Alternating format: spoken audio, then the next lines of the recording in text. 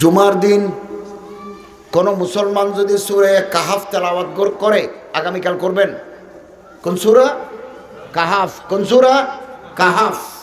কোরআন শরীফে আছে কাহাফ। কোন মুসলমান যদি সূরা কাহাফ তেলাওয়াত করে, আগামী জুমা পর্যন্ত আসমানের বলা আসমানে চলে যাবে, জমিনের বলা জমিনে দফন হয়ে যাবে। এই এক সপ্তাহের ভিতরে যদি দাজ্জাল আসে,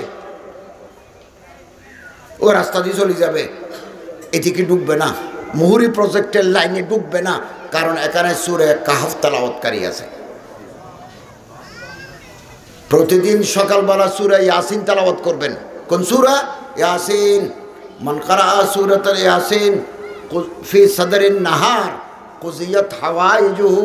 কোন মুসলমান যদি প্রতিদিন সকালবেলা ইয়াসিন শরীফ তেলাওয়াত করে, আপনার সারা জীবন কি কি লাগবে, কি কি জরুরত আসমান থেকে আল্লাহ দেওয়ার ব্যবস্থা করে দিবেন। মান ক্বারা সূরাতুল ওয়াকিয়া কুল্লা লাইলাতিন লাম তুসিবহু ফাকাতুন আবাদা। মাগরিবের পর অথবা রাতের ভিতরে কোন মুসলমান যদি সূরা ওয়াকিয়া তেলাওয়াত করে, কোন সূরা? ওয়াকিয়া।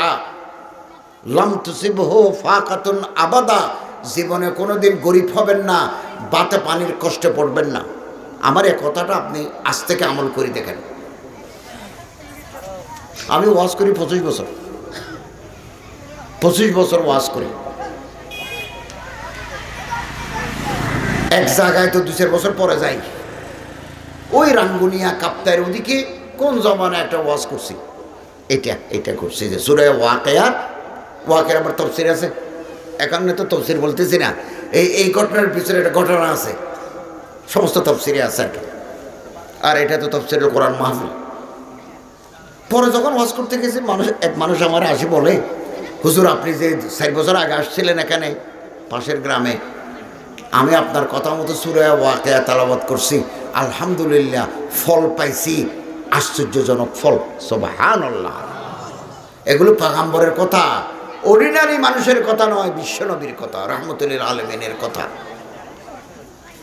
লাম তুসিবহু ফাকাতুন আবাদা। জীবনে কোনোদিন গরিব হবেন না। কোরআন শরীফে আরেকটা সূরার নাম সূরা ইউসুফ। কি নাম? ইউসুফ। আল্লাহর পয়গম্বর বলেন, কোন মুসলমান যদি সূরা ইউসুফ নিয়মিত তেলাওয়াত করে, ইউসুফ মরার সময় কলিজা ছিঁড়ে যায়, মুখ দিয়ে রক্ত বাইর হয়, ফেনা বাইর হয়, নিঃশ্বাস কমে যায়, অক্সিজেন কমে যায়, গাল দিয়ে নিঃশ্বাস ফেলে। কেমন করে যারা মারা যাচ্ছে তাদের দেখতে যাবেন, কিরকম করে যায়, মাথা মারে, মাথা মারে।